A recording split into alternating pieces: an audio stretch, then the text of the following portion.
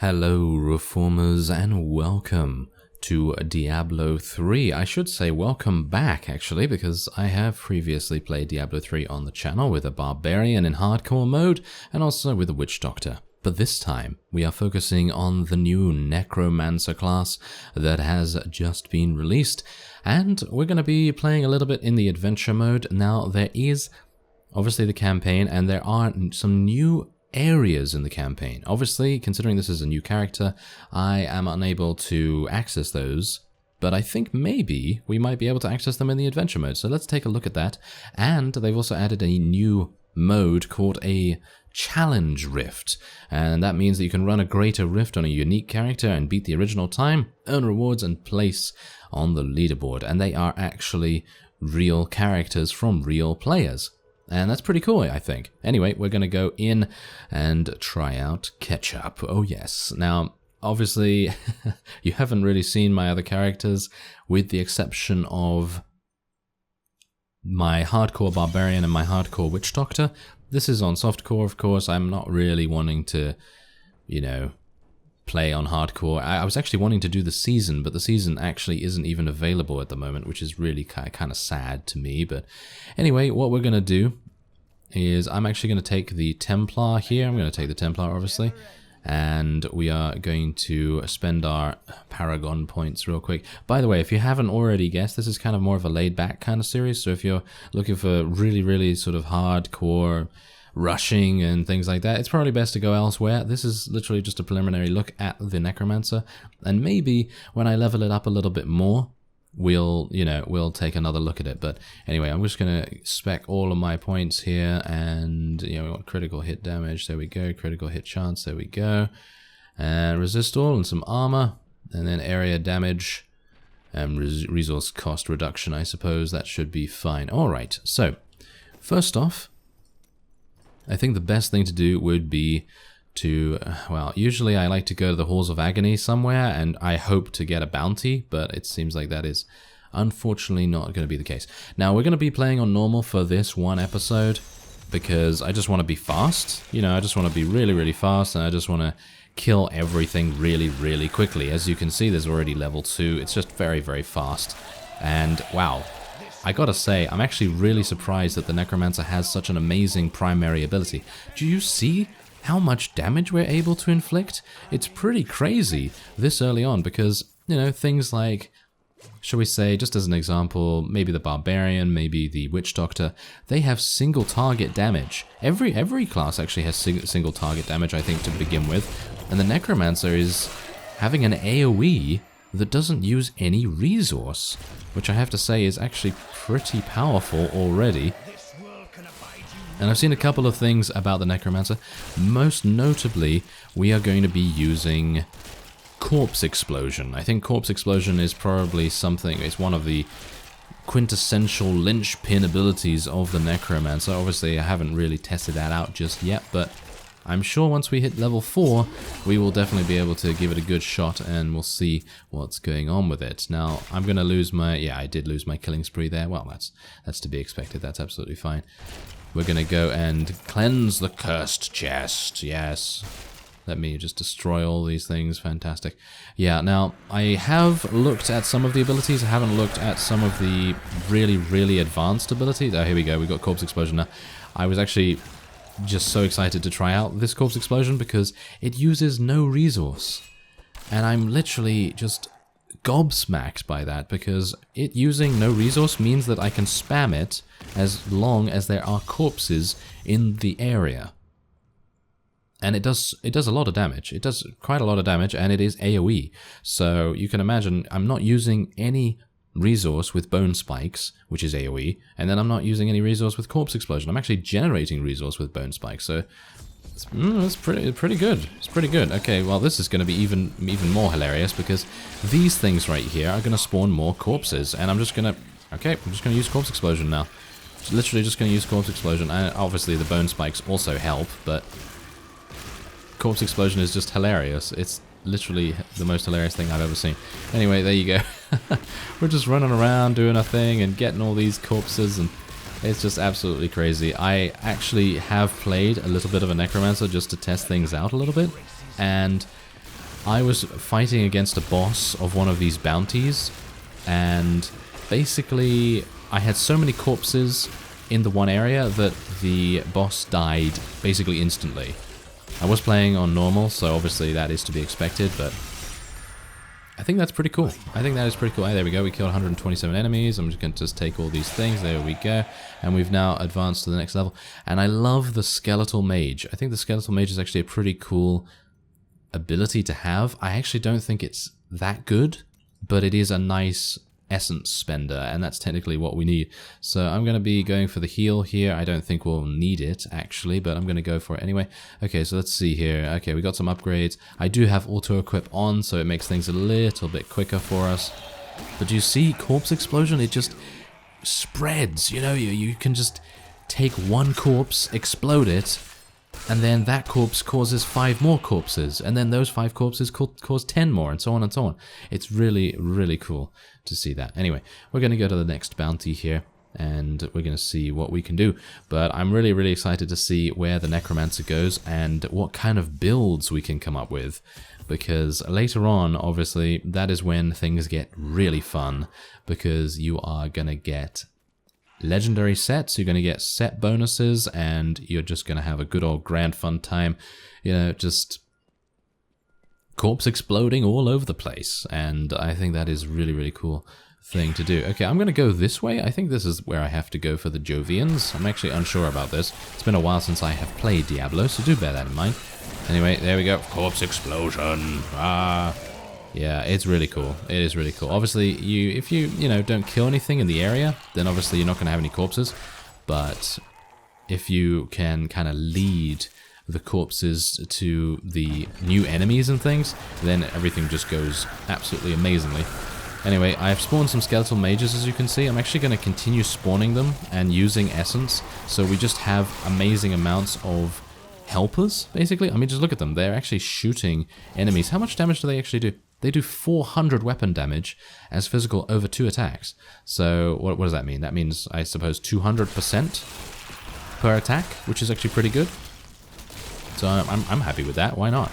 I am pretty happy with that. And considering Bone Spikes gives us an absolutely insane amount of resource, it really is no wonder that we have enough resource to spend it on skeletal mages, spiritual mages, whatever they're called. Anyway, let's just get those. There we go. And is that it? Yep, that is it. All right. Well, I'm just looking forward to level 9, because that is when we get some reanimation things, and I'm always excited to see what a necromancer can reanimate, of course. Got some more enemies in here as well. We need a new weapon, don't we? We certainly do need a new weapon. I think that is the #1 priority right now. Lackdanon Scroll. Yes.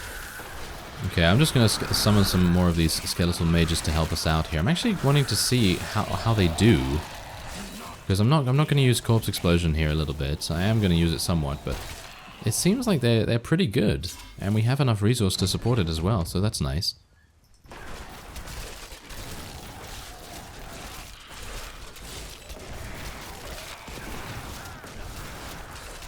Not bad, not bad. I like it, I like it. So far, the Necromancer seems very powerful, but obviously we are, as I continually say, we are playing on normal, so obviously you do have to take that into account when seeing the power that we have. But obviously I just want to try things out a little bit and, get a little bit used to the class and see what's going on, get a little bit of an upgrade here and there, and then we'll probably switch the difficulty at a later point. But so far, I am liking what I'm seeing. I am getting some really, really bad drops, though. I am not getting the things that you would want to get, I'm not getting a new weapon.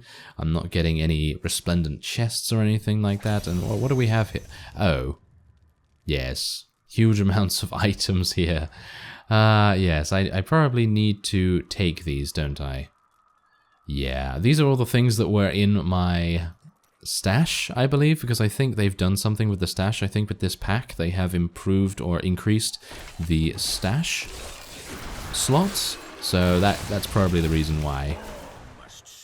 Probably going to need to do that, because there are many items there that I would very much like to keep, of course. So I'm gonna have to do that after this. But anyway, we are pretty good. We're pretty good. I'm liking this so far. I have to say, I think the Necromancer was an excellent choice to add to Diablo 3 because obviously it was only available in Diablo 2 and obviously kind of spiritually in Heroes of the Storm. And well, it was quite different in, you know, in Heroes of the Storm, I guess. Did have many of the abilities, the linchpin abilities, the staple abilities from the Necromancer, but not really anything that kind of quintessentially says, yes, Necromancer. It kind of did, but I personally feel like the Diablo 3 one is going to yield much more enjoyment, I think. Anyway, let's just summon a bunch of these skeletal mages, and then we're just going to go to town with our corpse explosion. There we go, yes. Fantastic. Still not dropping anything. That is crazy. That is really crazy. My other Necromancer that I said, you know, that I was playing before this, actually gained some really good weapons early on. Isn't that just the way? Every single time I go to record Diablo, I always receive amazing items on other characters, and then as soon as I hit record and we're just about to do something amazing like play a new class or, you know, go through a greater rift or whatever, it's always like, oh no, I'm sorry, you're gonna have to die now. And you're not gonna get anything cool. Okay, so command skeletons. Command your skeletal minions to attack the target and increase their damage against it by 50%. Passive, raise skeletons from the ground every 2 seconds to a max of 7 skeletons.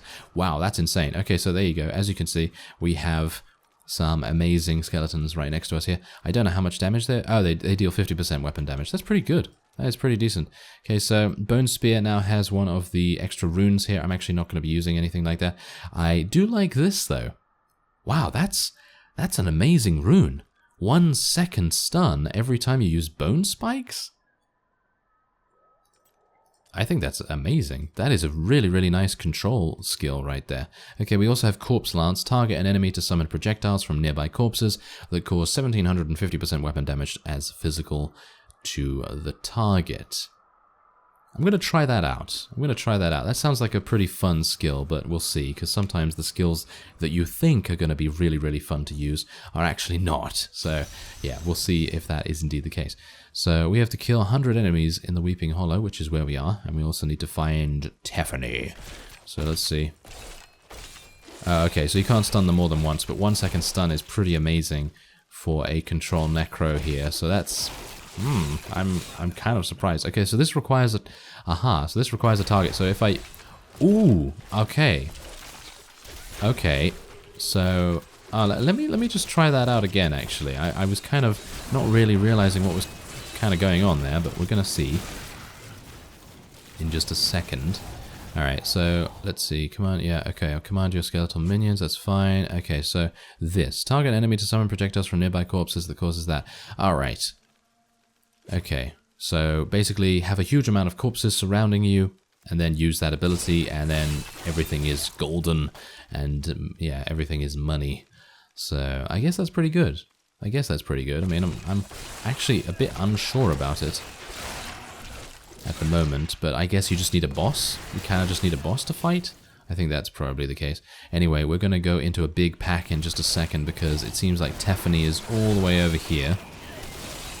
I kind of don't like the fact that it's only single target.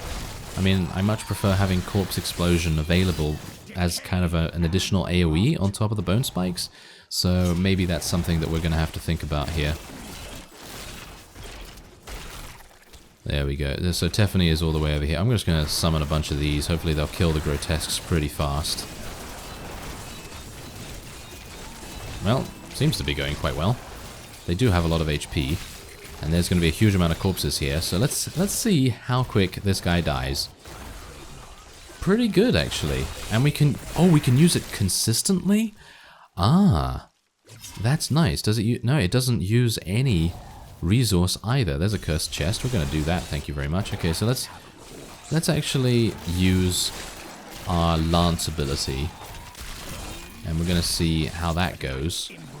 In just a second. Slay all enemies before the timer ends. I don't even know where they are, actually. I don't even know where all the enemies are. Did I do it? Yeah, I think I did it. There we go. So that's nice. At least we get a little bit of extra chances for loot. And we now have a passive skill slot. There we go. We actually did get some nice braces. Much better.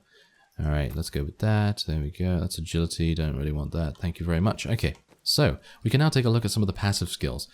So, consuming a corpse increases your movement speed by 3% for 5 seconds. This effect can stack up to 10 times. That's actually really nice.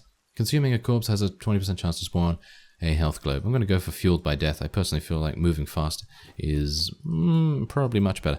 Anyway, Corpse Explosion is going to be put back on the roster here. I think that's going to be much better to use, to be honest. Alright. Wow, look at that. You can command a golem.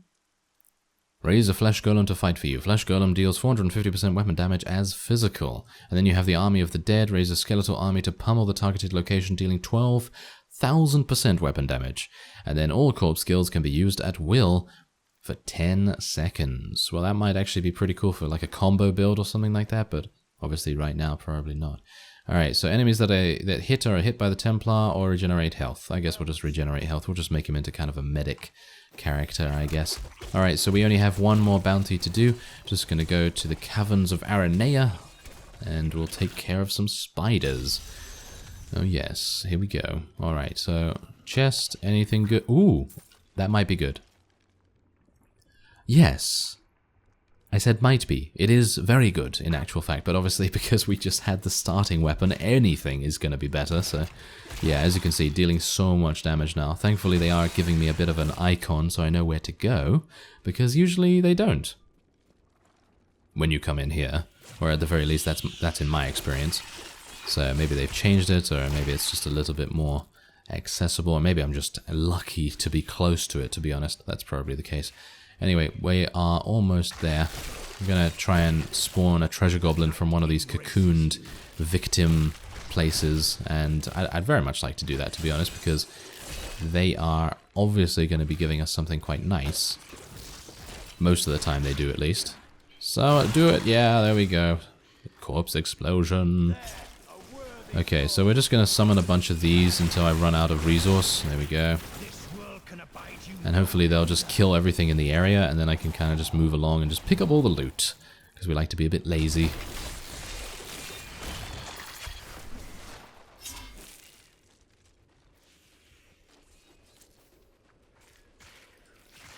Oh, there's another cocoon victim there, but I was... Oh, no, apparently it did not have anything in it. That's a shame. Corpse explosion.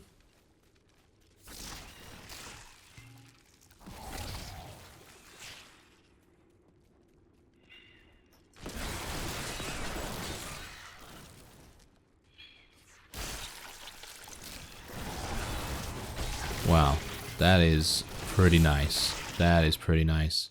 I am actually pretty impressed with the Necromancer so far, but obviously, again, we're playing on normal, and I guess I'll, you know, what I'm going to do is, this probably won't be like a full series or anything like that, unless you really want it to be, obviously, but I think what I'm probably going to do is I'm probably going to play off screen and just get to like a pretty high level so that we can actually take a look at some of the really cool like late game things. I think that would be pretty nice. Oh wow, did you see how much damage we were able to do to her before she escaped?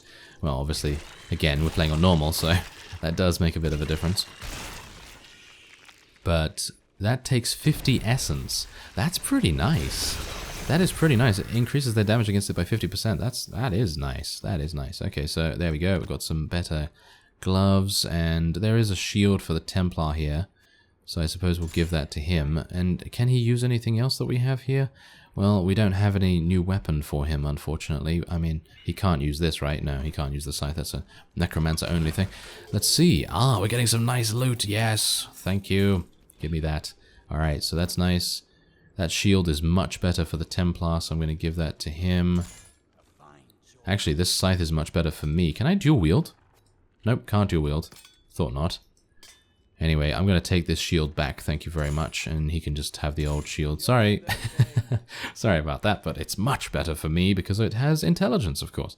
So, there we go. We were able to complete all the bounties, and we can now speak to Tyrael in New Tristram.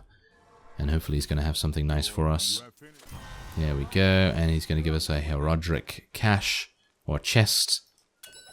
We're going to see what we get. Okay, we get some runes, 40,000 gold. Well, obviously that doesn't really make too much difference to me because I've been playing for quite a while, so I have a lot of a lot of cash already, so it's not really necessary.